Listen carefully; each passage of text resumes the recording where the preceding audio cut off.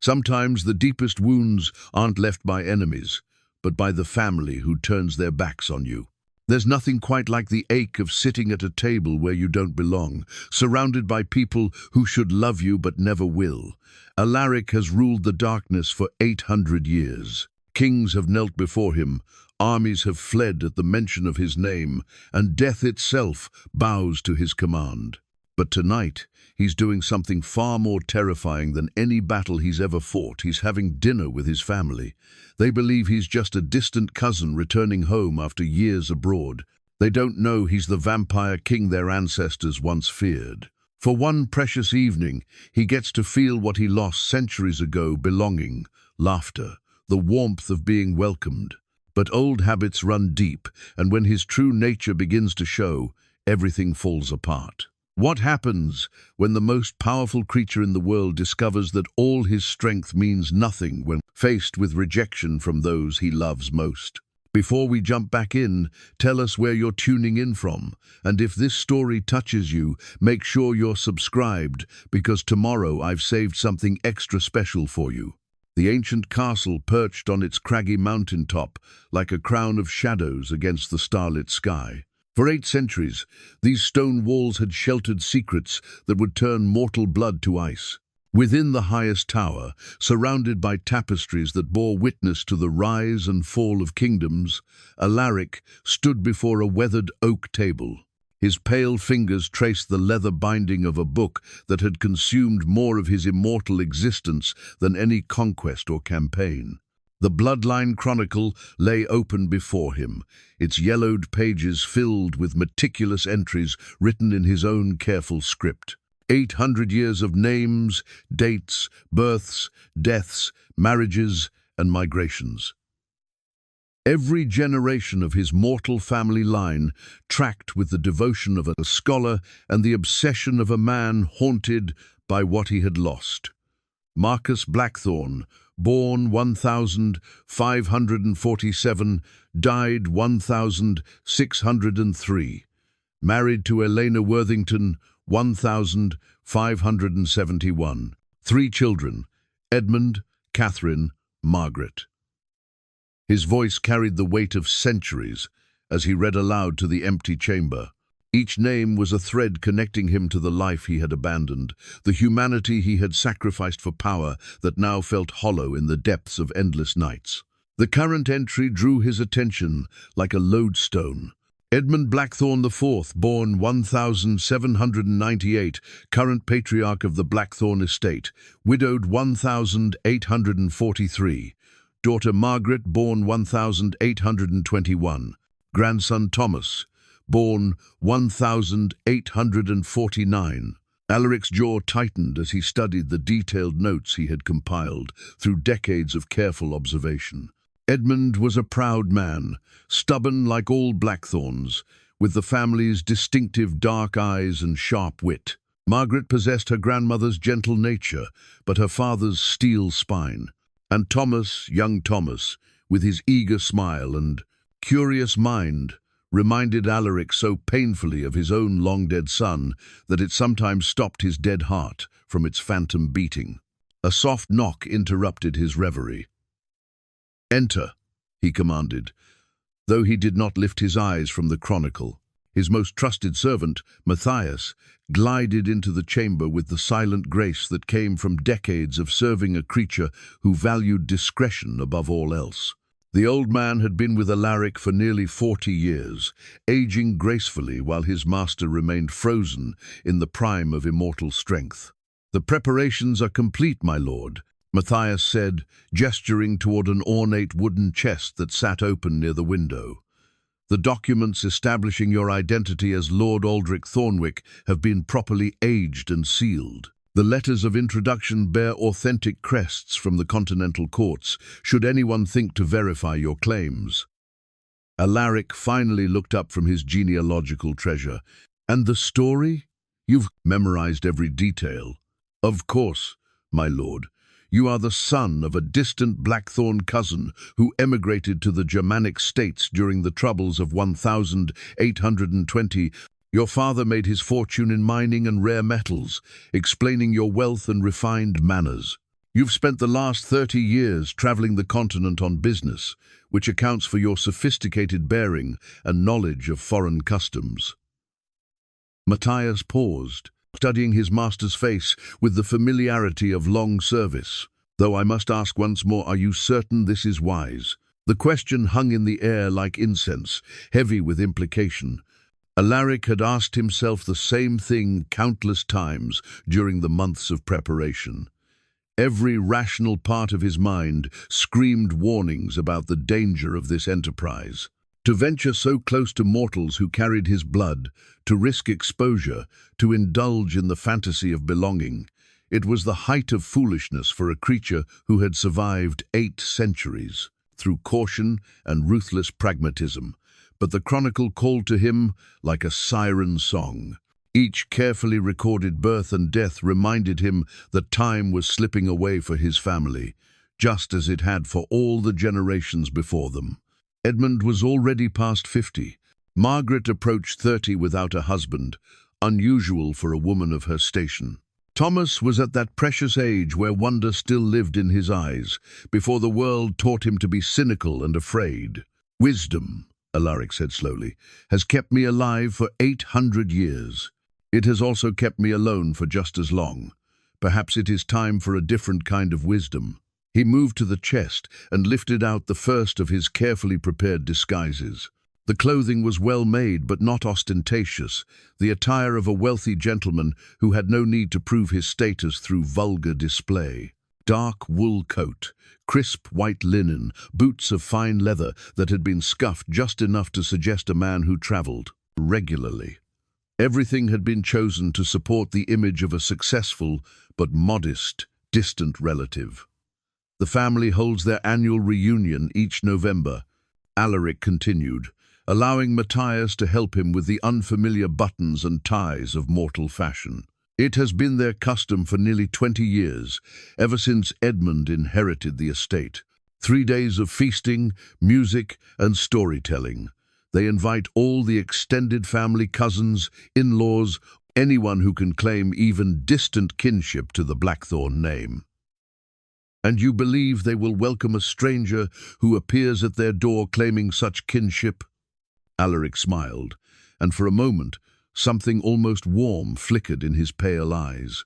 From his coat pocket, he withdrew a golden signet ring bearing the intricate Blackthorn family crest, a thorned rose beneath a crown, with the Latin motto Virtus et Honor etched in flowing script around the band. "This ring was mine when I was mortal," he said softly. "I wore it on. The day I was transformed, the day I died to everything I had been. It bears the original seal, crafted by the same silversmith who made the family's ceremonial pieces. No forgery could replicate its particular imperfections, the tiny scratches that speak of decades of wear." He slipped the ring onto his finger, where it settled with the weight of memory. "It will be proof enough of my bloodline." The irony was not lost on him. He would use the symbol of his mortal identity to reclaim what his immortal nature had stolen from him. The ring would grant him entry to the family he had watched from afar for so many generations, the descendants who carried his blood without ever knowing their ancestor still walked the earth. Matthias stepped back to examine his handiwork, where the pale, otherworldly vampire king had stood moments before. Now there was a distinguished gentleman of middle years. The transformation was remarkable not for any magical glamour, but for the subtle art of presentation. Alaric's supernatural pallor could pass for the complexion of a scholar who spent his time indoors. His unnatural stillness might be mistaken for the composed bearing of a man accustomed to moving in refined circles. Even his slightly archaic speech patterns would seem like the affectations of someone educated in classical traditions. "You look every inch the continental gentleman," Matthias observed with professional satisfaction, "though you must remember to breathe, to shift your weight, to blink more frequently, the small unconscious actions that mark the living." "I have been practicing," Alaric assured him. Though they both knew that centuries of supernatural existence could not be overcome by mere rehearsal. and you will maintain your watch over the castle. Should anything go amiss, I will send word immediately." Matthias's expression grew grave. "But my lord, what if they discover what you are? What if the masquerade fails?" The question struck at the Sistine heart of Alaric's deepest fear, not the fear of discovery itself, for he was powerful enough to escape any mortal threat. No, what terrified him was the possibility that he might finally taste the acceptance he craved, only to have it torn away by the revelation of his true nature. To see love transform into horror, warmth freeze into rejection, that would be a wound that even immortal flesh could not heal. "Then I will face the consequences," he said with a calmness he did not entirely feel. "But for 3 days, Matthias, I will know what it means to sit at a table where I belong. I will hear my name spoken with affection rather than fear. I will remember what it felt like to be human." The old servant nodded, though worry remained etched in the lines of his weathered face. "The horses are prepared for your journey. You should reach Blackthorn Manor by tomorrow evening, well in time for the opening feast." Alaric took one last look around his study, his gaze lingering on the chronicle that had guided his preparations for so many months. Tomorrow, those carefully recorded names would become faces, voices, living souls who shared his blood, and perhaps, if fortune smiled upon him, his dreams of family. 800 years, he murmured to himself as he prepared to leave. 800 years of ruling the night, commanding fear, wielding power over life and death. And now I would trade it all for 3 days of being welcomed home. The castle had never felt so empty as when he walked through its ancient corridors toward the stables. Every shadow held memories of his reign. Every stone bore witness to the choices that had brought him to this moment of desperate hope. Behind him lay the weight of centuries, the accumulated power and wisdom of ages. Ahead lay the greatest gamble of his immortal existence, the chance to discover whether a monster could ever truly come home. As his horse carried him down the winding mountain path, Alaric allowed himself one backward glance at the fortress that had been his world for so long. In the morning, he would be Lord Aldric Thornwick, a distant cousin returning to reconnect with his family. But tonight, for these last hours of solitude, he was still the vampire king who had traded his humanity for power, and who now sought to trade that power back for love. The chronicle had taught him every detail of their lives, but it could not tell him whether their hearts had room for one more Blackthorn, one more soul seeking the warmth of belonging. Soon, he would discover whether some hungers were strong enough to bridge even the chasm between the living and the undead. In the distance, church bells chimed the midnight hour, marking the beginning of his greatest adventure and perhaps his final hope for redemption. The November rain drummed against the windows of Blackthorn Manor as Alaric approached the grand entrance, his heart hammering with an excitement he had not felt in centuries. The manor house stood like a beacon of warmth against the grey afternoon, its yellow windows promising the fellowship he had dreamed of through so many lonely nights. Smoke curled from multiple chimneys, and the sound of laughter drifted from within, real laughter, unforced and genuine, the kind that came from people who truly enjoyed each other's company. He paused at the heavy oak door, his gloved hand hovering over the brass knocker. For a moment, doubt crashed over him like a cold wave. What was he doing? 8 centuries of careful survival, and now he stood ready to throw it all away for the chance to pretend he belonged somewhere. The rational part of his mind screamed warnings, but his hand moved of its own accord, lifting the knocker and letting it fall 3 times against the door. The sound echoed through the entrance hall, followed by approaching footsteps. When the door swung open, Alaric found himself face to face with Edmund Blackthorn IV, patriarch of the family and inheritor of the ancestral home. The man was shorter than Alaric had expected from his distant observations, but he carried himself with the quiet dignity that ran in the Blackthorn bloodline. His dark hair showed threads of silver at the temples, and lines around his eyes spoke of a man who had weathered both joy and sorrow with equal grace. "Good evening," Edmund said, his tone politely curious. "I'm afraid if you're seeking shelter from the storm, we're rather full up with family at the moment, but I'd be happy to direct you to the village inn." "Edmund Blackthorn?" Alaric interrupted gently, allowing his voice to carry just a hint of hopeful uncertainty. "My name is Aldrich Thornwick. I believe we are cousins, though distant ones. I've travelled from the continent, hoping to finally meet my English relations." Edmund's expression shifted from polite dismissal to sharp interest. "Thornwick? I'm not familiar with that branch of the family tree, I'm afraid." Alaric smiled and withdrew, the golden signet ring from his pocket, holding it in his palm where the lamplight caught the intricate details of the crest. "Perhaps this will serve as introduction. It belonged to my father, who always claimed it came from the original Blackthorn line." The change in Edmund's demeanor was instantaneous. His eyes widened as he recognized the craftsmanship, the particular style of engraving that marked the ring as genuinely ancient. "My word," he breathed, reaching out to examine the piece more closely. "This is extraordinary. Where did you say you acquired this?"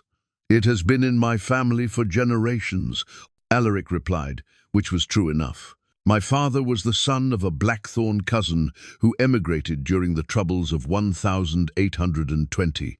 He made his fortune in mining and always regretted losing touch with his English relatives.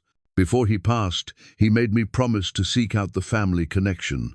Edmund stepped back, his face breaking into a genuine smile of welcome. "Then you must come in immediately. How wonderful to have an unexpected cousin join our reunion. Margaret! Margaret, come quickly." A woman appeared in the doorway behind Edmund, and Alaric felt his breath catch. Margaret Blackthorn was exactly as he had imagined, from his careful observations, tall and graceful, with the family's distinctive dark eyes and an intelligence that seemed to take in everything at once. She moved with quiet confidence, and when she smiled, it transformed her entire face. "What has you so excited, father?" she asked, then noticed the stranger on their doorstep. "Oh, forgive me. I didn't realize we had a guest." "Not a guest, my dear family. This is Aldrich Thornwick, cousin to us through the continental branch. He's come all this way to join our reunion." Edmund's enthusiasm was infectious, and Alaric felt a warmth spreading through his chest that had nothing to do with the fire crackling in the hearth beyond. "How wonderful," Margaret said, and her smile seemed perfectly genuine. "Please, do come in out of this dreadful weather. You must be frozen through." As Alaric stepped into the entrance hall, he was overwhelmed by sensations he had nearly forgotten. The scent of roasting meat and fresh bread mingled with wood smoke and the faint perfume of the women's hair. Voices echoed from the drawing room, men debating politics with good-natured vigor, children's laughter punctuating adult conversation, the gentle clink of crystal glasses touching in toasts. It was everything he had lost when he chose immortality over mortality, power over love. "Let me take your coat," Margaret offered, and as he shrugged out of the damp wool, she continued, "You must tell us everything about the continental branch. We had no idea any of the family had settled abroad." "There is much to tell," Alaric said carefully, "though I fear some of the details have been lost over the generations. Family histories have a way of becoming muddled, especially when an ocean separates the branches of the tree." Edmund clapped him on the shoulder with genuine warmth. "Well, you're here now, and that's what matters. Come, you must meet everyone. We've quite a crowd this year, cousins, in-laws, even some of the neighbors who've become honorary family over the years." They led him into the drawing room, where a fire roared in the massive stone fireplace, and perhaps 20 people of various ages clustered in comfortable conversation groups. The introductions became a blur of names and faces. Uncle Charles with his booming laugh, Aunt Beatrice with her sharp wit, Cousin William and his wife Eleanor with their twin daughters. But it was the youngest member of the gathering who captured Alaric's attention most completely. Thomas Blackthorne, Edmund's grandson, was exactly 13 years old, with the gangly frame of approaching manhood, but the eager face of a boy still enthralled by the world's possibilities. When Edmund called him over to meet their resigned, unexpected cousin, Thomas approached with the kind of open curiosity that adults often lost, but children wore like a badge of honor. "Uncle Aldrich," Thomas said, testing out the title with obvious pleasure. "Father says you've come from Germany. Have you really seen the Rhine castles? Are they as magnificent as the books describe?" The simple question hit Alaric like a physical blow. This boy, his blood, his family looked at him with such uncomplicated delight, such genuine interest. When had anyone last spoken to him without fear, without calculating what they might gain or lose by their words? When had anyone simply been happy to meet him? "They are magnificent indeed," he managed, his voice rougher than he intended, perhaps even more so than the books suggest. The morning mist rising from the river, and the way the ancient stones seem to glow in the sunset, it's quite beyond description. "I should love to travel someday," Thomas confided, settling into the chair beside Alaric, as if they had known each other for years rather than minutes. "Father says it broadens the mind and teaches a man to appreciate both the wider world and his own home." "Your father is a wise man," Alaric said, glancing toward Edmund, who was already deep in animated conversation with Margaret about their unexpected guest's arrival. "Though I think perhaps wisdom also comes from recognizing when one has found something worth staying for." The evening unfolded like a dream he had never dared to dream. Dinner was served in the grand dining hall, with Alaric seated at Edmund's right hand in a place of honor usually reserved for the most distinguished guests. The conversation flowed as freely as the wine talk of local politics, shared memories of relatives long past, gentle teasing between the married couples, and stories that had been told at countless family gatherings until they achieved the comfortable familiarity of beloved traditions. Alaric found himself contributing to the conversation with an ease that surprised him. His centuries of accumulated knowledge allowed him to speak knowledgeably about history, art, and literature, while his careful study of his family through the chronicle helped him navigate the complex web of relationships and shared memories. When Margaret mentioned her grandmother's famous rose garden, Alaric was able to nod knowingly, having watched the old woman tend those very flowers during his secret observations decades earlier. "You seem remarkably well informed about our family history for someone from the distant continental branch," Margaret observed during a lull in the conversation, her tone curious rather than suspicious. Alaric's immortal reflexes served him well.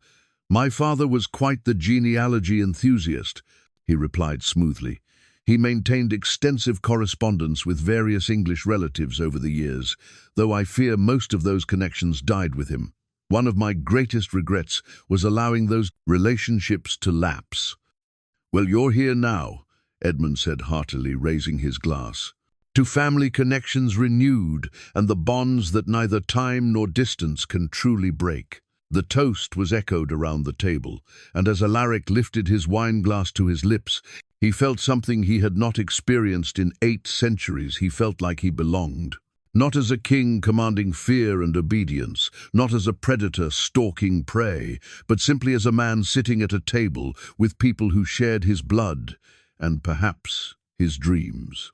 But even as he basked in this unprecedented warmth, a small voice in the back of his mind whispered warnings. This was not his world.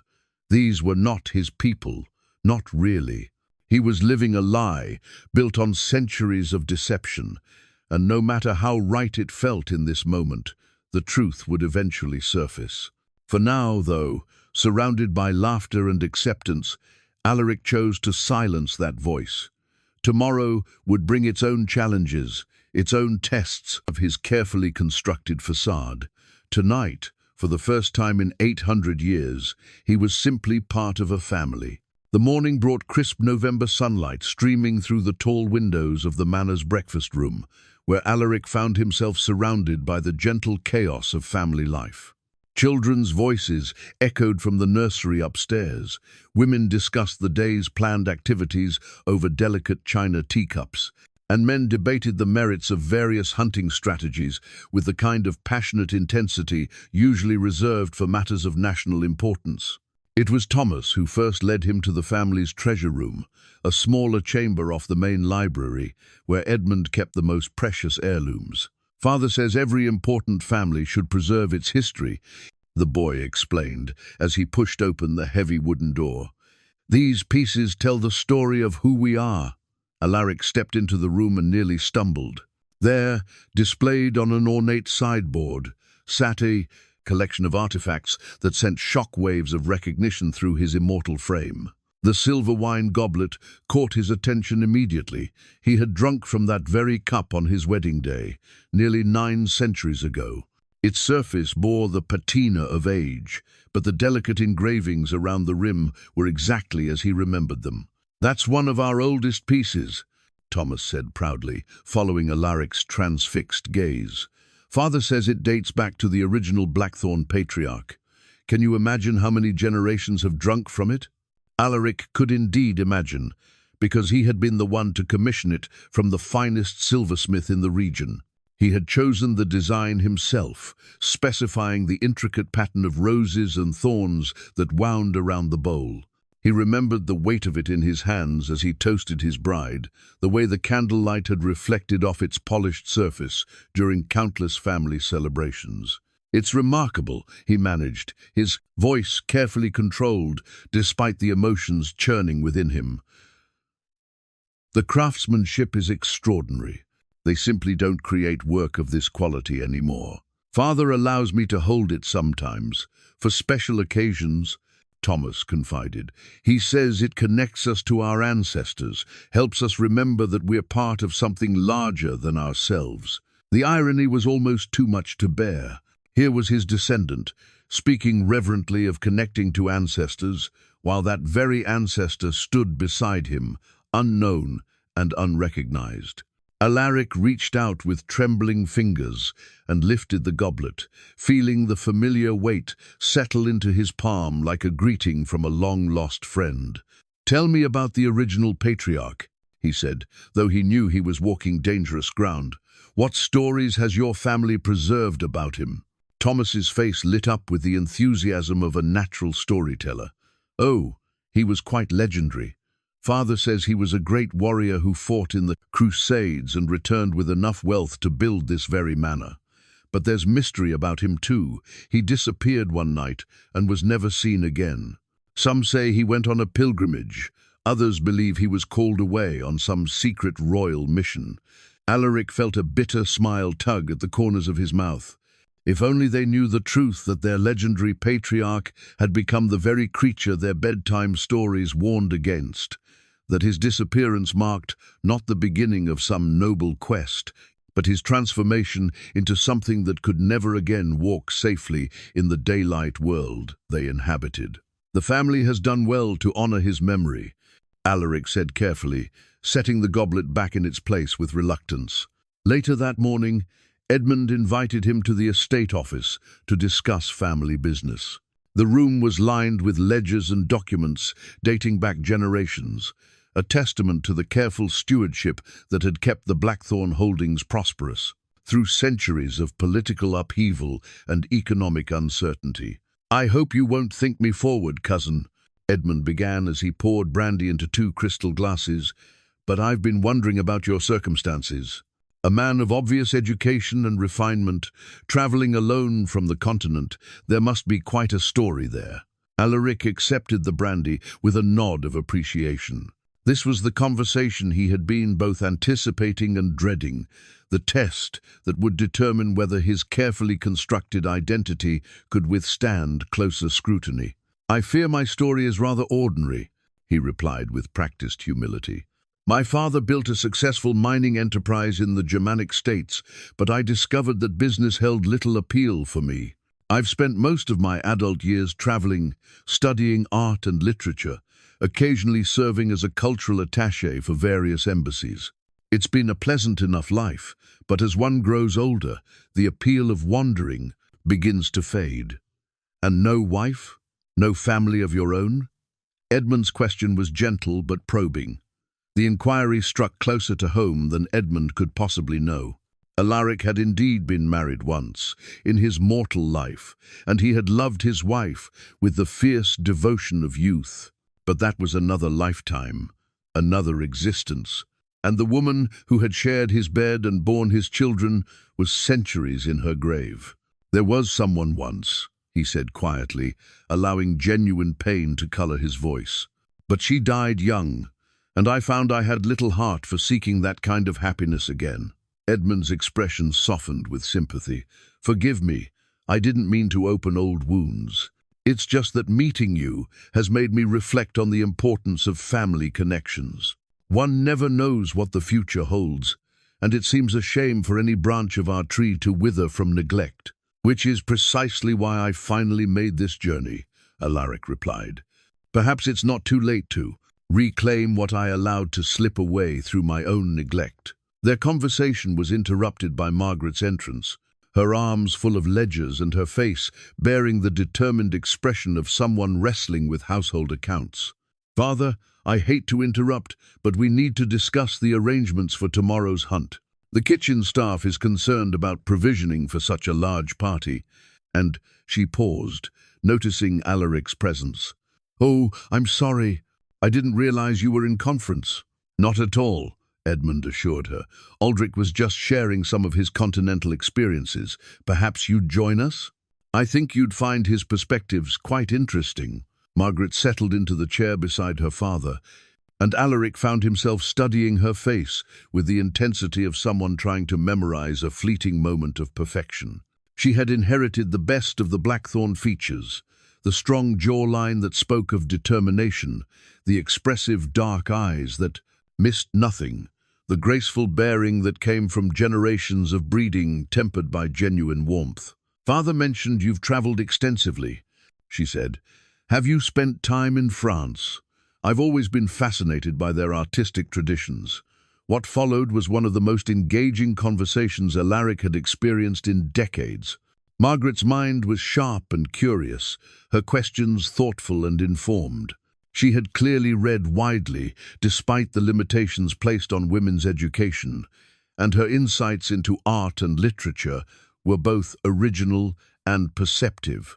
As they talked, Alaric found himself falling into the rhythm of genuine intellectual exchange, something he had not experienced since his transformation.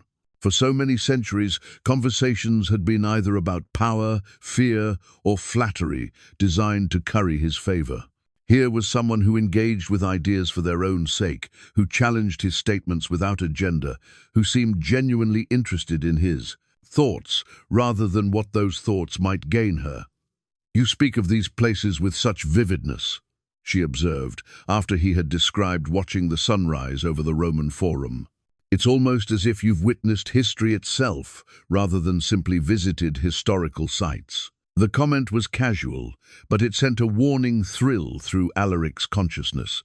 He was allowing his centuries of experience to color his descriptions too vividly, speaking of places and events with the authority of someone who had actually been present, rather than someone who had merely read about them. "I suppose I have an overactive imagination," he replied with what he hoped was disarming modesty. "I've always found that the more one learns about a place's history, the more alive it becomes." But he noticed the way Margaret's eyes lingered on his face, as if she were trying to solve some puzzle she couldn't quite articulate. The moment passed, but it left him with the uncomfortable realization that his masquerade might be more fragile than he had hoped. The haunting melody drifted through the manor that evening like a ghost from another age. Alaric stood frozen in the doorway of the music room, his immortal heart clenching with recognition as the delicate notes of the music box filled the air. Thomas sat cross-legged on the Persian carpet, winding the tiny golden key with the careful reverence of a boy entrusted with something precious. The tune was one Alaric had composed himself, centuries ago, in the nursery of his mortal children. He had hummed it while rocking his infant son to sleep, sung it softly to his daughter when nightmares drove her from her bed.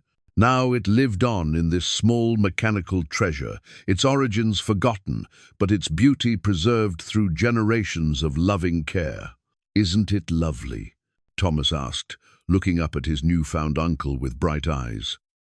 Grandmother always said this was her favorite piece in the whole house.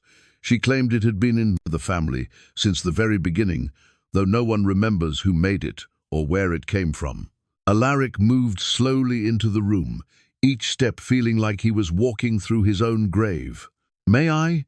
he asked, gesturing toward the music box.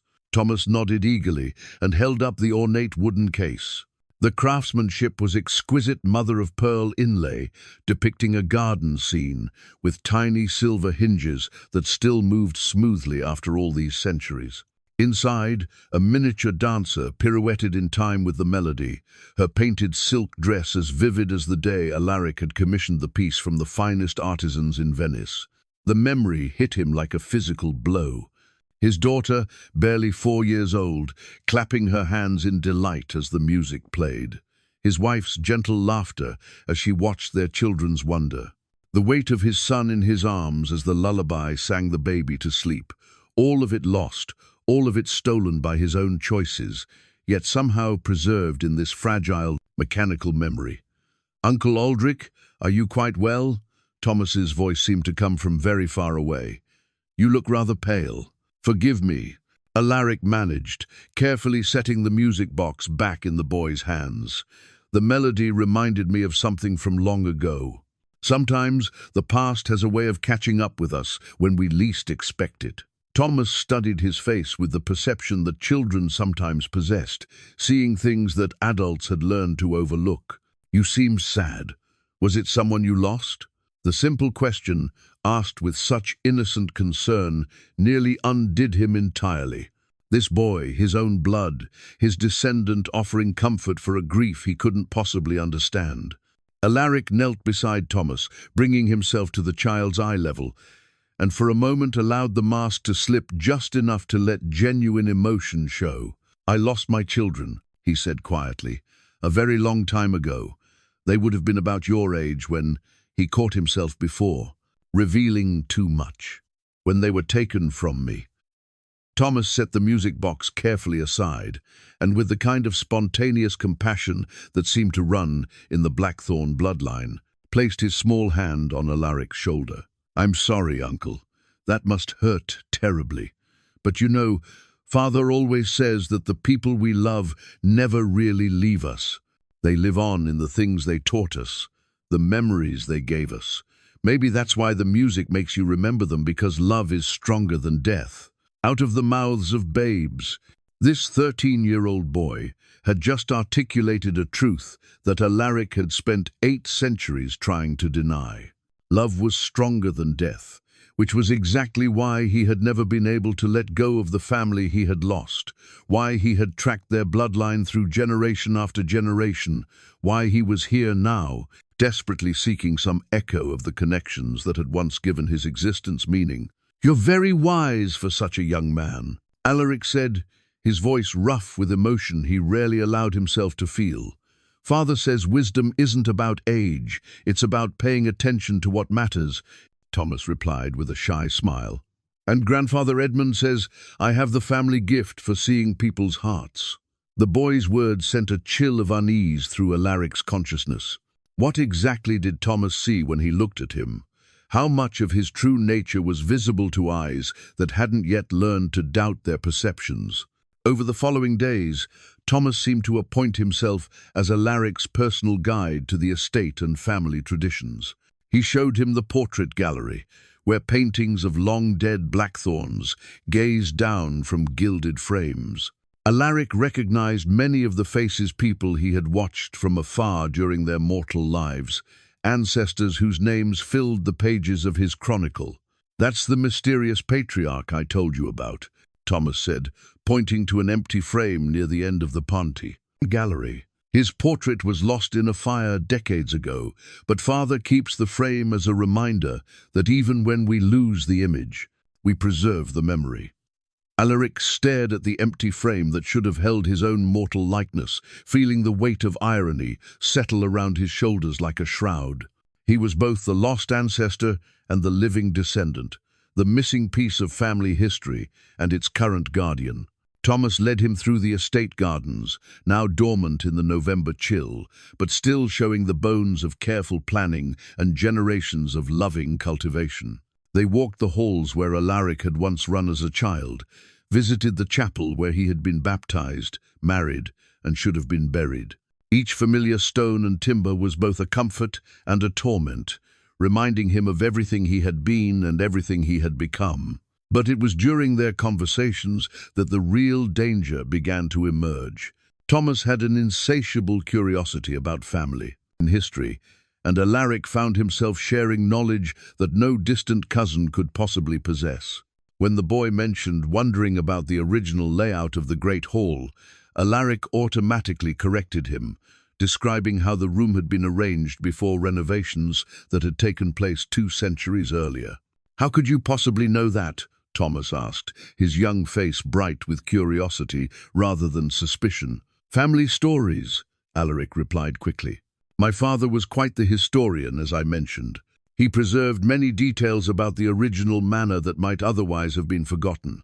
But each time he made such slips, Margaret seemed to be nearby, her intelligent eyes missing nothing. She never challenged him directly, but he could feel her watching, cataloguing inconsistencies, storing up questions that would eventually demand answers. The most dangerous moment came during dinner on his 3rd evening at the manor. The conversation had turned to local legends and ghost stories, the kind of tales that every old family estate accumulated over the centuries. Edmund was regaling the table with stories of strange sightings and unexplained phenomena when Thomas suddenly turned to Alaric with bright eyes. "Uncle, you must tell us some continental ghost stories. I bet the Germanic castles have wonderful legends." All eyes turned to Alaric, expecting to be entertained.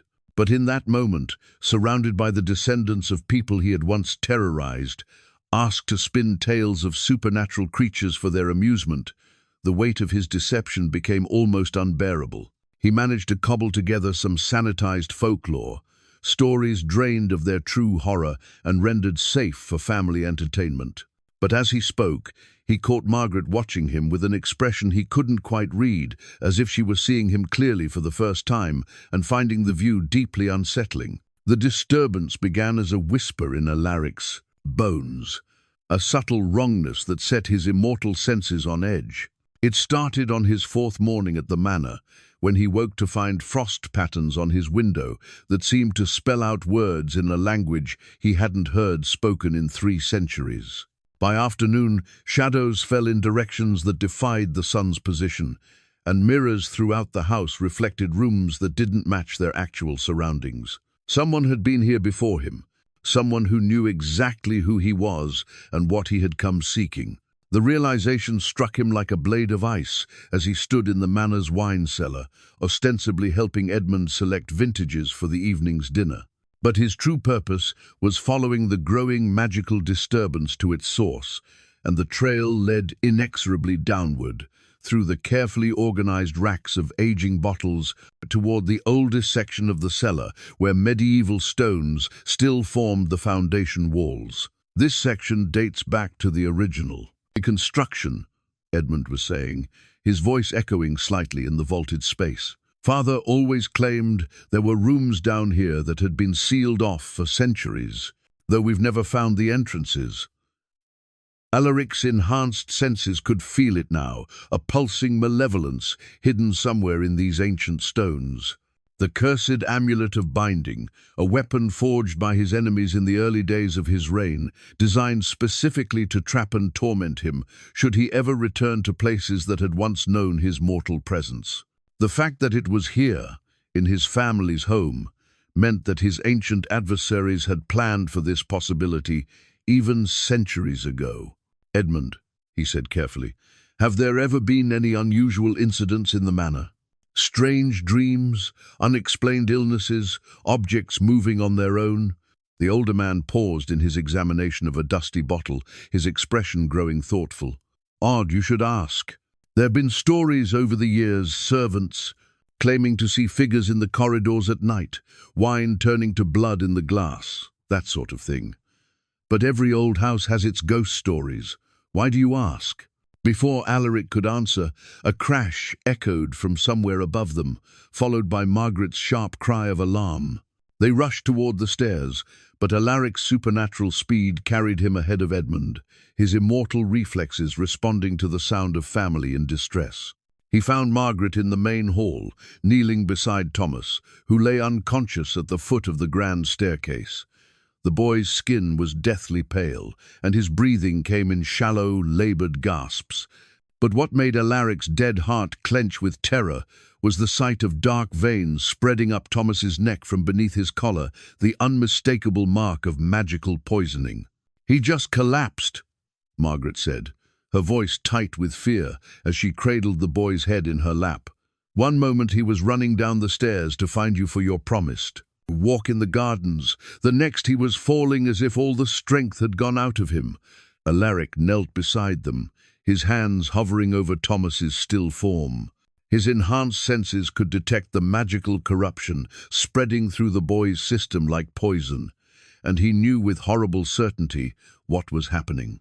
The amulet's power was growing stronger, and it was striking at what Alaric valued most, his newfound connection to his family. Edmund arrived, breathing hard from his rush up the cellar stairs. "My God, what happened? Should I send for the physician?"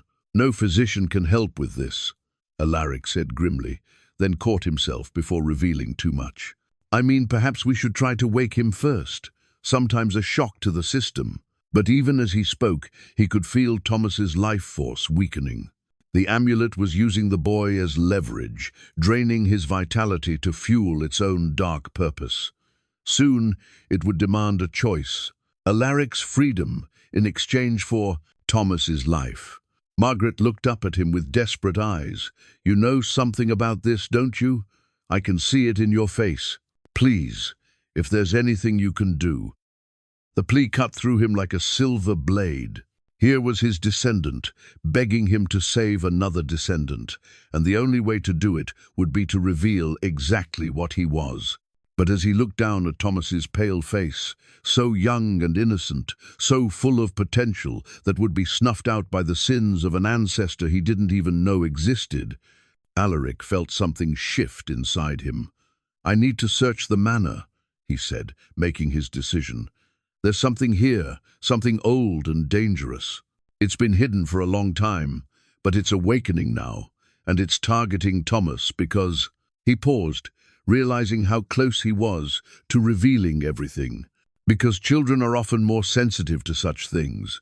Edmund stared at him. "You're talking about supernatural forces. Surely you don't believe in such." "Nonsense. I believe in what I can see," Alaric replied, gesturing toward Thomas's darkening veins. "And I can see that your grandson is dying of something no earthly medicine can cure. So I suggest you decide quickly whether your skepticism is worth his life." Margaret stood slowly, her eyes never leaving Alaric's face. "You're not who you claim to be, are you?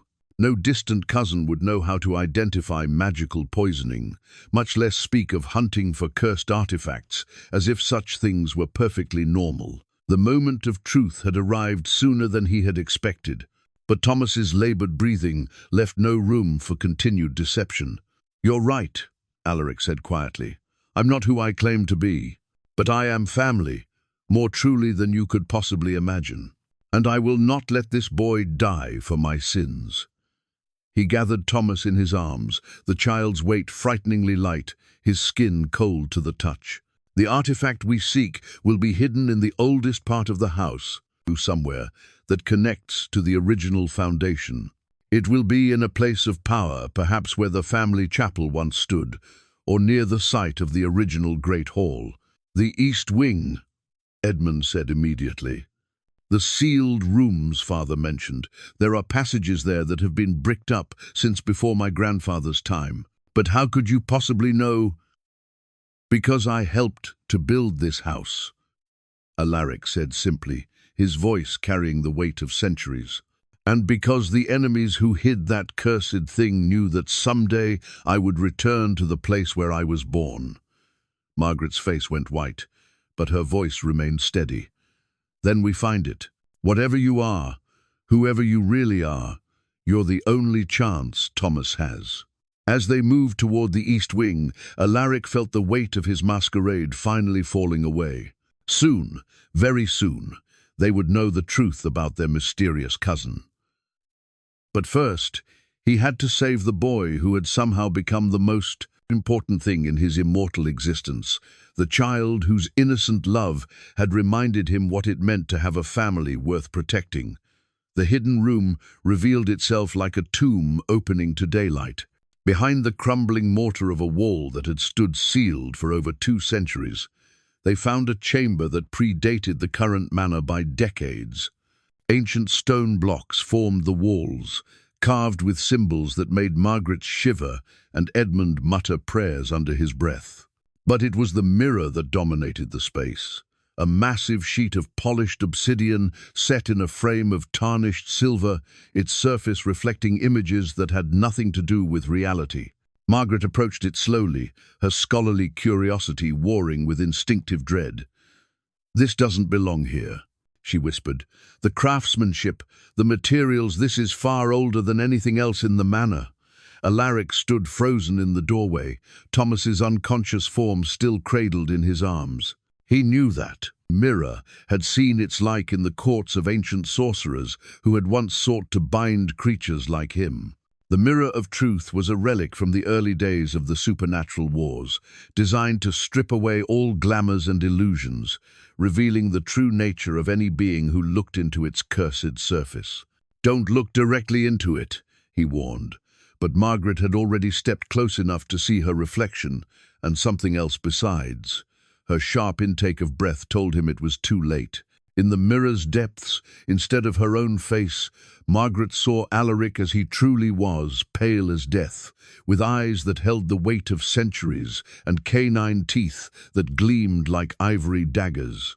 The reflection showed not the distinguished gentleman who had charmed her family, but the vampire king who had once ruled the night with absolute authority. "My God," she breathed, spinning to face him. "What are you?" The question hung in the air between them like a blade. Edmund pushed past them both, his own eyes finding the mirror's terrible truth, and the sound that escaped his throat was half gasp, half prayer. "That's not possible," Edmund stammered, his gaze flickering between Alaric's human facade and the monstrous reflection that stared back from the obsidian surface. "Vampires are myths, stories told to frighten children. Stories have to come from somewhere," Alaric said quietly, setting Thomas gently on the stone floor. The boy's breathing was growing more labored, the dark veins spreading across his pale skin like spiderwebs of corruption. "And some myths walk among us more often than you might imagine." Margaret backed away from him, her hand instinctively reaching for the cross at her throat. "You're the vampire king from the old stories, the one who disappeared centuries ago, the one our ancestors feared above all others." Her voice was steady, but he could hear the tremor underneath. "You're the original Blackthorn patriarch." "I am," he admitted, the words carrying the weight of 8 centuries of secrets. "I was born in this house when it was barely more than a stone keep. I lived here as a mortal man, loved here, raised children here, and I left here the night I chose immortality over death." Edmund's face cycled through disbelief, horror, and a strange kind of wounded understanding. "All those questions about family history, all that knowledge you shouldn't have possessed, you weren't researching our bloodline. You were remembering it. Every birth, every death, every triumph and tragedy," Alaric confirmed. "I've watched over this family for 800 years, from the shadows, never daring to make contact until," he gestured helplessly at Thomas's still form, "until loneliness became stronger than wisdom." The confession hung between them like a chasm. Margaret's scientific mind was clearly struggling to reconcile the evidence before her with everything she had believed about the world. Edmund looked like a man whose entire understanding of reality had just been shattered and rebuilt in the space of a few heartbeats. "The warmth you showed us," Margaret said slowly, "The way you seemed to care about Thomas, about all of us, was any of it real?" The question hit him harder than any physical blow could have. "More real than anything I've felt in centuries," he replied, his voice rough with emotion. "I came here seeking the memory of family, but I found the reality of it instead. Thomas's laughter, your father's stories, your own brilliant mind, all of it became precious to me in ways I hadn't thought possible. But you deceived us," Edmund said, though his tone held more sorrow than anger. "You let us welcome you, trust you, care for you, all while hiding what you truly were." Yes, the simple admission cost him more than he had expected. "I deceived you because I was a coward, because I knew that the truth would turn your love into fear, your welcome into rejection, because I have spent 8 centuries believing that monsters like me could never be worthy of the love I once threw away." Margaret stepped closer to Thomas, kneeling beside the boy whose labored breathing filled the ancient chamber. "Can you save him?" she asked without looking up. "Whatever cursed thing is doing this to him, can you stop it?" "I can try," Alaric said. "But the artifact we seek, the amulet of binding, was designed specifically to trap creatures like me. Finding it won't be enough. I'll have to touch it, channel my power through it, to break its hold on Thomas. And doing so will likely destroy me in the process." Edmund moved to stand beside his daughter, both of them forming a protective circle around the unconscious boy. "Then why would you risk it? If we mean so little to you that you could lie to us for days, because you mean everything to me." The words erupted from Alaric with the force of centuries of suppressed longing. "Because in 3 days, this family gave me more genuine happiness than I've known in 800 years of existence. Because Thomas looked at me without fear, welcomed me, without reservation, offered me the unconditional love that I threw away when I chose to become what I am." He knelt beside Thomas, placing one pale hand on the boy's fevered forehead. "Because he is my blood, my legacy, my hope that some part of me might yet be worthy of redemption. And because I would rather die as the man who saved his family than live forever as the monster who destroyed it." Margaret studied his face for a long moment, and he could see her brilliant mind working through the implications of everything he had revealed. "You're not the villain from the old stories," she said finally. "You're a tragedy, a man who made a terrible choice and has been paying for it ever since." "Does it matter which I am?" Alaric asked, "if the result is the same?" "It matters," Edmund said quietly, "because villains don't sacrifice themselves to save children. Because monsters don't spend centuries watching over families they could easily destroy." He paused, his eyes meeting Alaric's with something that might have been the beginning of understanding. "Because our ancestor, our real ancestor, wouldn't have come back unless some part of him still remembered what it meant to love." The words hung in the air like a benediction, and for the first time since his transformation, Alaric allowed himself to believe that perhaps redemption was possible, even for creatures who had fallen as far as he had. But first, he had to save the boy who had reminded him what it meant to have a family worth protecting. The ancient scroll unfurled across the stone altar like a serpent revealing its secrets. As Edmund's trembling hands spread the parchment flat, the candlelight revealed sigils that seemed to writhe and shift in the flickering shadows, their meaning becoming clear with horrible inevitability. Margaret leaned closer, her scholarly instincts overriding her shock at the supernatural revelations of the past hour. "This isn't just any binding contract," she whispered, her finger tracing lines of text written in what appeared to be blood that had never quite dried.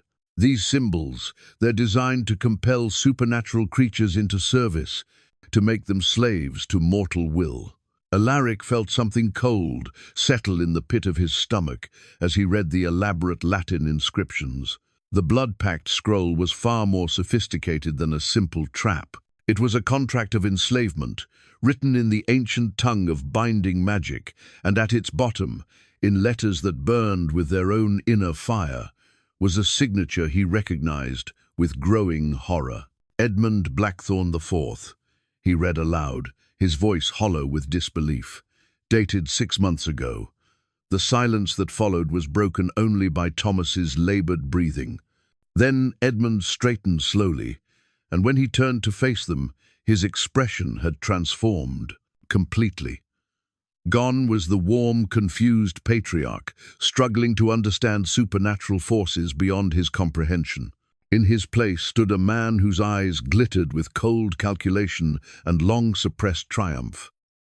"I wondered how long it would take you to find that," Edmund said, his voice carrying an authority that had been carefully hidden beneath his earlier befuddlement. "Though I must admit, you've made things remarkably easy for me, dear ancestor." Margaret stepped back from her father as if he had struck her. "What are you talking about? What is this contract?" "Insurance," Edmund replied simply. "A guarantee that when the legendary vampire king finally succumbed to his pathetic longing for family connection, I would be ready to claim what should have been mine by right of blood." His gaze fixed on Alaric with naked avarice. 800 years of accumulated power, knowledge, and immortality. "Did you really think I would allow such treasures to wander freely when they could serve the family's interests instead?" The pieces fell into place with sickening clarity. Alaric's enhanced senses, now freed from the emotional blindness of hope, detected traces of magical preparation throughout the manor. Salt circles hidden beneath carpets, iron nails driven into window frames, according to ancient patterns, protective wards that would contain supernatural creatures but appear as mere household decorations to unaware eyes. "The reunion," Alaric said, his voice barely above a whisper. "The warm welcome, the acceptance, it was all planned." "Meticulously," Edmund confirmed with evident satisfaction. "I've known about our family's true heritage for decades. Did you think your nocturnal visits to the estate went completely unnoticed? That no one would ever investigate the mysterious benefactor who ensured our prosperity through anonymous gifts and timely interventions?" Margaret's face had gone pale as understanding dawned. "The business deals that saved us from ruin during the banking crisis, the inheritance from that distant relative we'd never heard of, the lucky investments that always seemed to pay off precisely when we needed them most. All gifts from our devoted ancestor," Edmund said, gesturing mockingly toward Alaric. "A creature so desperate for connection that he spent centuries playing guardian angel to descendants who didn't even know he existed.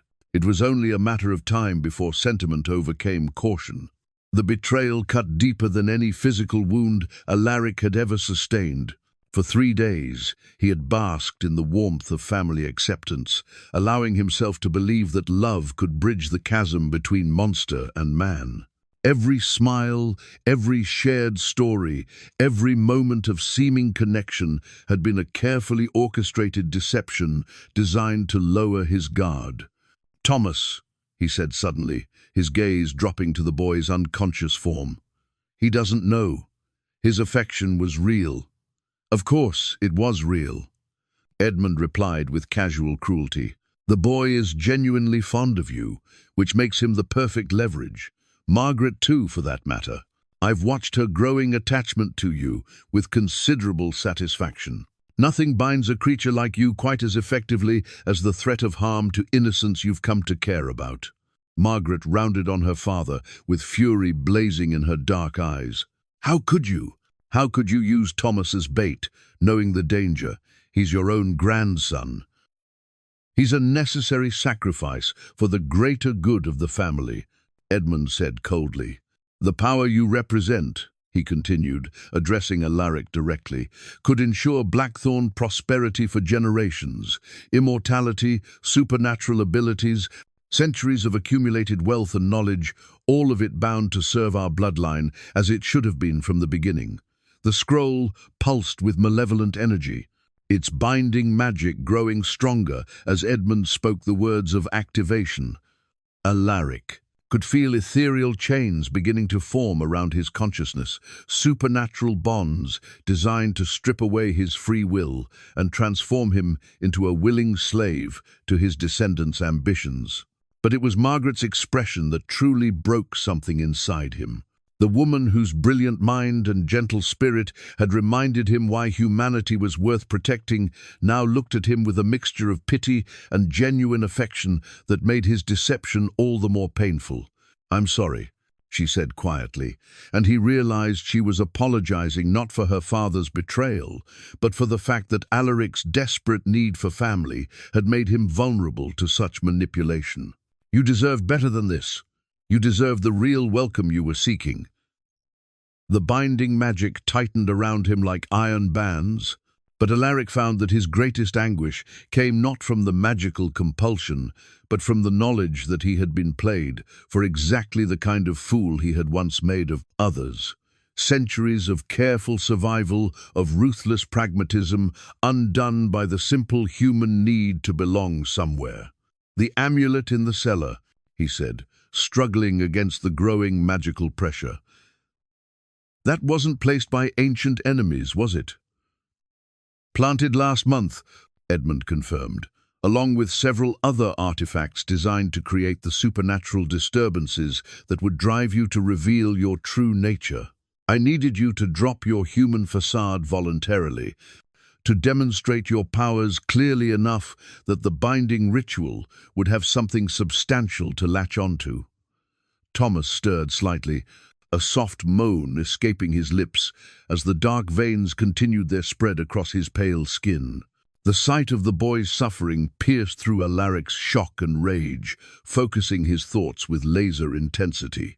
"Release him," Alaric demanded, his voice carrying the authority of 8 centuries of command. "Whatever you want from me, whatever price you demand for my freedom, I'll pay it.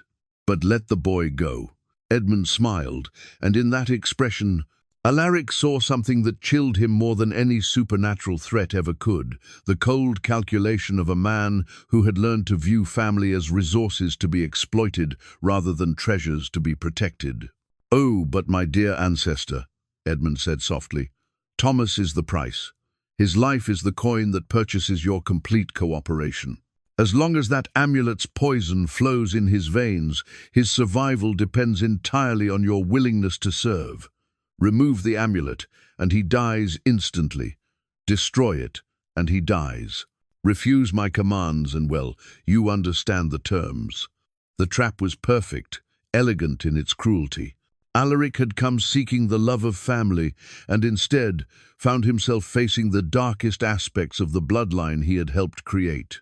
In Edmund, he saw his own capacity for manipulation and ruthless self-interest reflected back at him, a reminder of what he had once been before.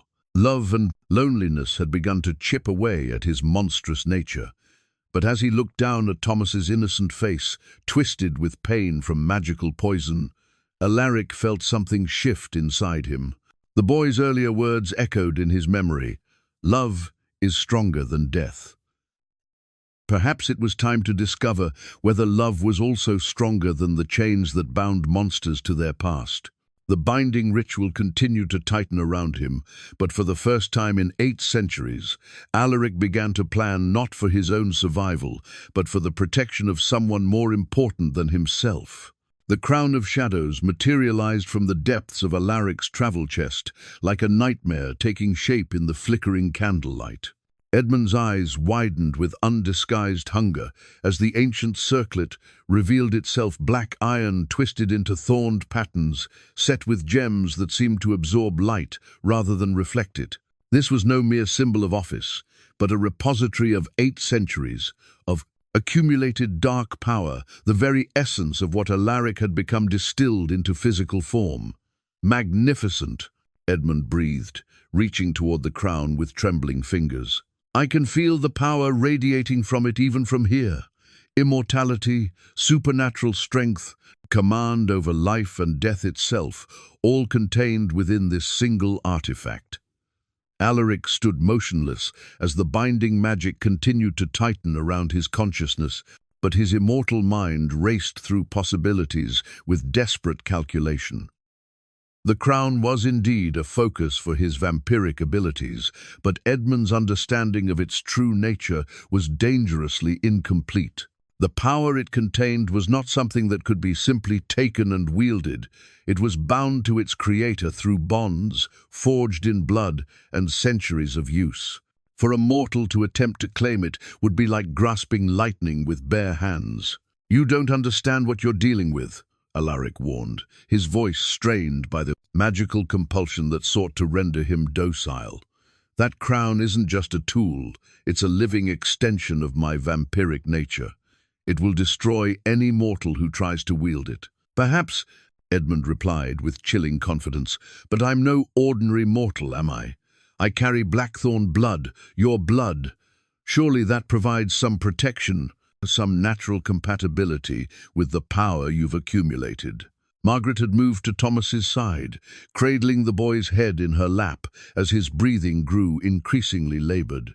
The dark veins had spread across his throat and were beginning to creep toward his face, marking the poison's inexorable advance toward his heart. But her eyes remained fixed on the confrontation between her father and their ancestral vampire. And Alaric could see the brilliant mind behind them working frantically to find some solution to their impossible situation. "Father," she said quietly, "even if you could somehow survive claiming his power, what then? Do you think you could control a force that has spent 8 centuries learning to corrupt and destroy? Look what it's done to him, transformed a man into a monster. Is that truly what you want for our family?" Edmund's laugh was cold and bitter. "What I want is what should have been ours by right from the beginning. Do you think it was coincidence that our ancestor became the most powerful supernatural creature in recorded history? The potential was always in our bloodline, Margaret. He simply found a way to unlock it. Now that power will serve the family as it should have done from the start." The binding ritual reached a new phase, and Alaric felt his supernatural strength begin to ebb as the magical constraints tightened. His enhanced senses grew dim, his immortal reflexes slowed to merely human speeds. But paradoxically, as his vampiric nature was suppressed, something else began to emerge: memories of his mortal life, emotions he had thought long buried, the man he had been before. Power had corrupted him beyond recognition. He remembered his mortal children's faces, not as distant historical facts recorded in the chronicle, but as living, breathing presences who had filled his days with joy. He remembered the weight of his infant son in his arms, the sound of his daughter's laughter echoing through these very halls. He remembered what it had felt like to love without reservation, to protect without calculating the cost, to value connection above power. "Thomas," he said suddenly, his voice carrying a warmth that surprised even him. "Thomas, can you hear me?" The boy's eyelids fluttered, and for a moment his gaze focused on Alaric's face. Despite the pain that racked his small frame, Thomas managed a weak smile. "Uncle Aldrich, are you really a vampire king? That's rather exciting, actually." The simple acceptance in the child's voice hit Alaric like a physical blow. Here was someone who knew exactly what he was: monster, predator, creature of nightmare, and still looked at him with affection rather than fear. It was everything he had hoped for and been certain he could never have. "Yes," Alaric replied, his throat tight with emotion. "I'm exactly that. Does it frighten you?" "Not really," Thomas whispered. "You saved me from the bullies at the village market, remember? A vampire king who protects children can't be entirely wicked, can he?" The memory surfaced with startling clarity. 3 months ago, during one of his covert visits to observe the family from afar, Alaric had intervened when he witnessed local boys tormenting Thomas for his love of books and learning. He had appeared as a stranger passing through, using subtle intimidation to send the bullies fleeing, then helped Thomas gather his scattered papers without ever revealing his true identity or connection to the family. "You remember that?" Alaric asked, amazed that such a brief encounter had made any lasting impression. "Of course I remember. Thomas," said with as much strength as he could muster. "You told me that being different wasn't something to be ashamed of, that the things that made me strange to others might someday make me valuable to people who mattered." I've thought about that advice almost every day since. Margaret's eyes filled with tears as she listened to the exchange. "You've been watching over us all this time, haven't you? Not just observing from a distance, but actually protecting us when we needed it." The realization seemed to shake something loose in Edmund's confidence. For a moment, his expression wavered between cold calculation and something that might have been genuine conflict. But then his gaze returned to the crown of shadows, and his resolve hardened once more. "Touching sentiment," he said dismissively, "but it changes nothing. The boy's life still hangs in the balance, and the crown's power still beckons. You can choose to cooperate willingly, or watch Thomas die while I claim your immortality by force. The outcome will be the same either way." But as Edmund reached for the crown, something unexpected happened. The ancient magical artifact began to pulse with its own rhythm, responding not to his touch, but to something deeper, the genuine emotional connection that had formed between Alaric and his family. For 8 centuries, the crown had been fed by fear, powered by the loneliness and rage of its creator. Now, for the first time, it tasted something different, love freely given and gratefully received. Alaric felt the change immediately. The binding magic that had been steadily draining his strength wavered, confused by the crown's shifting nature. Where there had been only darkness and corruption, now there was something else, the possibility that power might serve love rather than the other way around. "Edmund," he said, his voice carrying new authority, "there's something you need to understand about the crown. Its power isn't neutral, it reflects the heart of whoever wields it. In my hands, it became an instrument of domination, because that's what I was. But if someone else were to claim it, someone whose heart held different desires, it might become something altogether different." "What are you suggesting?" Edmund demanded, but Alaric could hear uncertainty creeping into his voice. "I'm suggesting that the power you covet might not be worth the price you're willing to pay for it," Alaric replied. "Because to claim the crown's full potential, you would have to become what I became, alone, isolated, cut off from every human connection that makes existence meaningful. You would have immortality, yes, but you would spend that eternity watching everyone you love grow old and die, while you remained forever unchanged."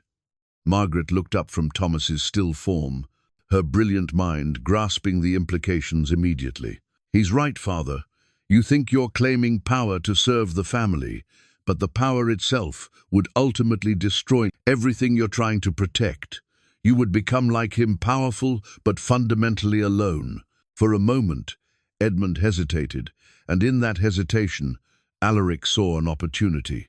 Not for escape, the binding magic was still too strong for that, but for something far more important.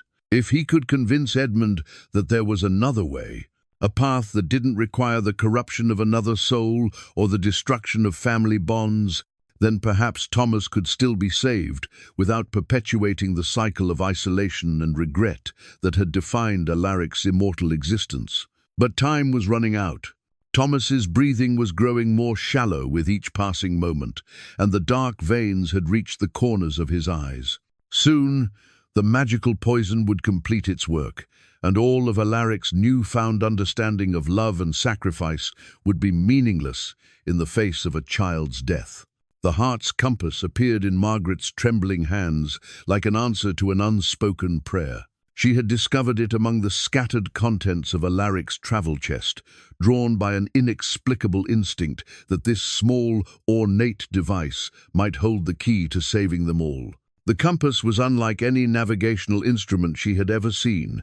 Its golden needle didn't point north, but toward something far more precious and infinitely harder to find.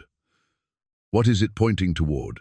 she asked, her voice barely above a whisper as she watched the needle swing with deliberate purpose. Alaric's eyes widened with recognition and something that might have been hope. "It points toward one's deepest love," he said, his voice rough with emotion. I carried it during my mortal years, back when I still believed that love was worth more than power. The needle had settled into perfect stillness, pointing directly at Thomas's unconscious form. Not toward the crown of shadows with its promise of immortal power, not toward Edmund with his schemes of domination, not even toward Margaret herself, despite the genuine affection that had grown between them. The compass revealed what Alaric had been trying to deny, even to himself, that in just 3 days, this brave, curious boy had become the center of his world. Edmund's face contorted with rage as he understood the implications. Impossible! You're a creature of darkness, a predator who feeds on the innocent. You can't possibly... His words were cut short by Alaric's transformation. As the binding magic responded to the emotional truth revealed by the compass, something fundamental shifted in the vampire's nature. For centuries, his power had been fueled by isolation, fear, and the hunger for dominion. But now, faced with the possibility of losing someone he truly loved, that power found a new source, the fierce, protective instinct that had once made him a devoted father. The magical chains binding him began to crack under the strain of this transformation. Where there had been cold, calculating darkness, now there was something warmer, more human. The crown of shadows responded to the change, its malevolent energy wavering between its ancient corruption and this new possibility. Edmund lunged for the crown in desperation, but Alaric moved with inhuman speed, placing himself between his descendant and the artifact. For a moment, they faced each other across the stone chamber, the mortal man, consumed by greed for power he couldn't understand, and the immortal creature learning to choose love over dominion. "You don't understand," Edmund snarled. "I've spent years preparing for this moment, decades studying the old texts, learning the rituals. I won't be denied what should have been mine by birthright." "Birthright?" Alaric's voice carried the weight of 8 centuries of regret.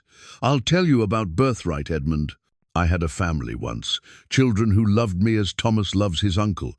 I threw it all away for the promise of eternal power, and I've spent every night since wondering if the trade was worth it." The binding ritual pulsed around them, its magic grown chaotic as it struggled to reconcile Alaric's changing nature with the constraints designed to contain a creature of pure darkness. Margaret clutched the heart's compass tighter, watching as its needle continued to point steadily toward Thomas, unwavering in its declaration of where Alaric's true loyalties lay. "He's dying," she said suddenly, her medical knowledge allowing her to recognize the signs that others might miss. "The poison has reached his heart. We have minutes at most." Thomas stirred weakly, his young face pale but his eyes alert enough to follow the confrontation unfolding around him. When he spoke, his voice was barely a whisper, but it cut through the magical chaos like a blade of pure truth. "Uncle Alaric," he said, his small hand reaching toward the vampire who had become his unexpected champion. "I'm not afraid. If you need to let me go to save everyone else, I understand." The simple bravery of those words broke something inside Alaric that had been frozen for centuries. Here was a child, his blood, his family facing death with more courage than most warriors showed in battle. Thomas wasn't asking to be saved. He was offering his life to protect others, displaying the kind of selfless love that Alaric had forgotten was possible. "No," Alaric said, his voice carrying absolute authority. "No child should have to make that choice. No child should have to sacrifice themselves for the mistakes of their elders." He turned to face Edmund, and for the first time in their confrontation, his expression held not anger but profound sadness. "You want the crown's power? You want to become what I became? Then look at me. Really look and see what 8 centuries of isolation have cost. See what you're truly asking for." The crown of shadows pulsed with conflicted energy, caught between its ancient nature and the transformative power of genuine love. Margaret watched in fascination as the dark gems began to emit a different kind of light. Not the harsh glare of stolen power, but something softer, more familiar. "It's changing," she breathed. "The crown itself is changing." And indeed it was. The heart's compass in her hands spun wildly as the fundamental nature of the artifacts around them shifted, responding to emotional truths that no amount of ritual magic could contain or corrupt. The question now was whether that change would come quickly enough to save Thomas, or whether the poison would claim him before love could overcome 8 centuries of accumulated darkness. The sacrifice stone emerged from beneath centuries of dust and neglect, its ancient surface carved with symbols that seemed to drink in the candlelight. Margaret had found it while searching frantically for anything that might break the binding spell, and now it dominated the center of the chamber like an altar demanding tribute. The stone's purpose was unmistakable to anyone with knowledge of supernatural lore. It was designed to channel the willing sacrifice of one magical being to save others. "There," Alaric said, his voice carrying both relief and terrible finality as he recognized the artifact. "That's what we need. A willing sacrifice to break the amulet's hold on Thomas and shatter the binding ritual completely." Edmund's face went white as he understood the implications. "No, I won't allow you to destroy yourself and take the crown's power with you. There has to be another way." "There is no other way," Alaric replied calmly, already moving toward the stone. The amulet was designed to be unbreakable, except through the willing sacrifice of the creature it was meant to trap. And the binding ritual draws its strength from my supernatural nature. Remove that, and both spells collapse. But as he approached the sacrifice stone, Margaret stepped into his path, her expression fierce with determination. "Wait. If this stone can channel a willing sacrifice to break magical bonds, then it doesn't have to be just your sacrifice, does it? Magic like this, it responds to emotional truth more than specific power levels." "Margaret, no," Alaric said, understanding her intention immediately. "I won't allow you to—" "You won't allow," she interrupted, and despite the desperate circumstances, there was a spark of her earlier warmth in her eyes. "I'm not asking your permission, ancestor. I'm telling you that I won't stand by and watch you destroy yourself for mistakes my father made." Thomas struggled to sit up, his young face grave beyond his years. "If Uncle Aldrich dies, then all of this was for nothing. He came here looking for family, and we're the ones who should be protecting him, not the other way around." Edmund stared at his daughter and grandson with growing horror. "You're both being ridiculous. He's a monster, a creature of darkness who has deceived us all. His death would be a blessing, not a tragedy." "He's our ancestor," Margaret said firmly. "He watched over our family for 8 centuries, guided our prosperity, protected us from threats we never even knew existed. And when he finally found the courage to seek us out, we repaid him with betrayal and manipulation." She turned to face Alaric directly. "But some of us can choose differently." The sacrifice stone began to pulse with energy as it sensed the multiple willing hearts gathered around it. This was unprecedented in its ancient history. Usually, sacrifice stones dealt with single offerings, solitary acts of redemption or desperation. But here were 3 souls, bound by blood and affection, each willing to give their life for the others.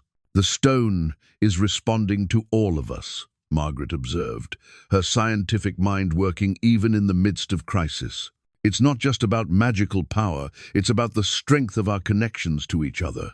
Thomas reached out with one trembling hand to touch the stone's surface, and immediately the dark veins on his neck began to recede slightly. "It's working," he whispered. "I can feel the poison weakening." But the effort cost him, and he swayed dangerously. Alaric caught him before he could fall, cradling the boy against his chest with infinite gentleness. In that moment, surrounded by family who had chosen to stand with him despite knowing his true nature, Alaric felt something he had thought lost forever: peace. "Together," he said simply.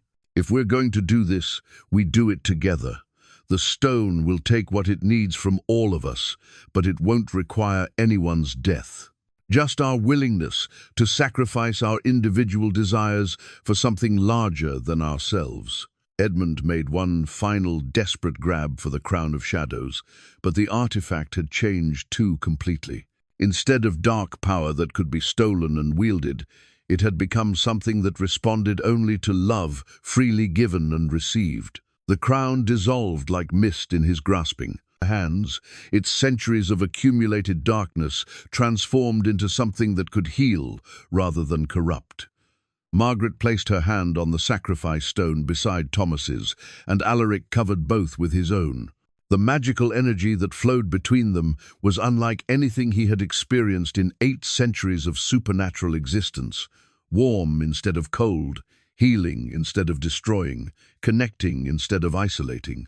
The binding ritual shattered like glass, its constraining magic unable to contain a power based on voluntary connection rather than enforced servitude. The amulet's poison fled from Thomas's system as if burned away by sunlight, and throughout the chamber the oppressive weight of centuries-old magical traps and compulsions simply evaporated, leaving behind only the clean, honest air of a family finally united in truth.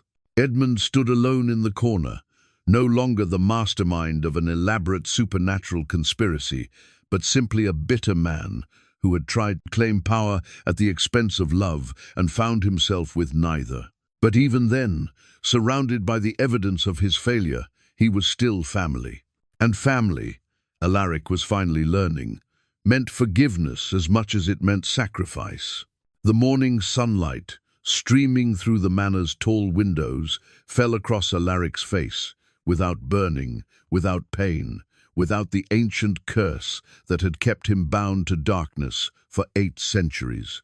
He stood before the easel in the family portrait room, watching as the artist put the finishing touches on a painting that would have been impossible just days before. A family portrait that included him not as a hidden observer, but as a beloved member of the Blackthorn bloodline. The transformation had been gradual but undeniable. When the sacrifice stone had channeled their combined willingness to give everything for each other, it had done more than break magical bonds. It had fundamentally altered the nature of Alaric's existence. The vampire king was gone, dissolved like shadow before dawn, leaving behind something he had thought lost forever. A mortal man, with silver threading his dark hair and lines of experience etching his face, but with eyes that held warmth instead of the cold hunger of centuries. "Uncle Aldrich," Thomas said, bouncing on his toes beside the easel with the irrepressible energy of a healthy 13-year-old. "Do you think the painter captured your mysterious expression properly? You still look rather dashing for someone who's technically ancient." "I prefer distinguished," Alaric replied, with a smile that felt as natural as breathing, another sensation that had returned to him along with mortality. "And I think he's done an admirable job capturing the fact that you're clearly the most important person in this portrait." The boy grinned and struck an exaggerated noble pose, making Margaret laugh from her position near the window where she was reviewing correspondence. The sound of her genuine amusement was like music to Alaric's newly mortal ears, no longer enhanced by supernatural senses, but somehow more precious for their human limitations. "Father is asking if you'll join him in the study," Margaret said, looking up from her letters. "He seems ready to discuss the estate management proposals you've been working on." The relationship with Edmund remained complicated, perhaps inevitably so. The man's attempt to enslave his own ancestor had left wounds that would take time to heal completely. But in the weeks since the confrontation in the hidden chamber, something like understanding had begun to grow between them. Edmund had been forced to confront the fact that his hunger for power had nearly cost him everything that actually mattered, while Alaric had learned that forgiveness could be as transformative as any magical ritual. "Tell him I'll be there shortly," Alaric replied. "I want to see how the portrait turns out." The artist stepped back to examine his work, and Alaric felt his breath catch at what he saw. There, captured in oil and canvas, was the family he had dreamed of for 8 centuries. Edmund stood with the dignity befitting a patriarch, but his hand rested warmly on Thomas's shoulder. Margaret sat gracefully beside them, her intelligence and gentle strength evident in every brushstroke. And there, standing slightly apart but clearly belonging, was Alaric himself, no longer the pale, otherworldly figure who had haunted shadows, but a man of middle years, whose face showed the wisdom of long experience, tempered by the joy of finally coming home. "It's perfect," Thomas declared with the confident authority of youth. "We look like a proper family, don't we?" "Yes," Alaric said softly, "we do." The weeks that followed had been an education in the rhythms of mortal life. Alaric found himself needing sleep, feeling hunger for actual food rather than blood, experiencing the simple pleasures of fatigue after honest work. His supernatural strength was gone, replaced by the merely human vitality of a man in his prime. His enhanced senses had dimmed to normal levels, but somehow colors seemed brighter and sounds more meaningful when experienced through mortal perception. Most surprisingly, he discovered that mortality brought its own kind of power. Where the vampire king had commanded through fear and supernatural dominion, the mortal man found himself influencing others through wisdom earned over centuries of experience. His insights into human nature, his understanding of history and politics, his ability to see long-term consequences, all of these remained intact, perhaps even enhanced by his return to humanity. Thomas had appointed himself as Alaric's guide to modern mortal life, delighting in teaching his ancient uncle about developments that had occurred during his supernatural isolation.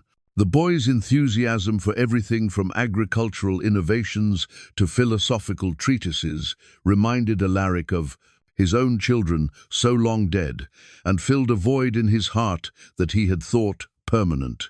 Margaret had proven to be his closest confidant, the one person who seemed to understand both what he had been and what he was becoming. Their conversations ranged from practical matters of estate management to abstract discussions of literature and science, and Alaric found in her the kind of intellectual companion he had missed throughout his long isolation.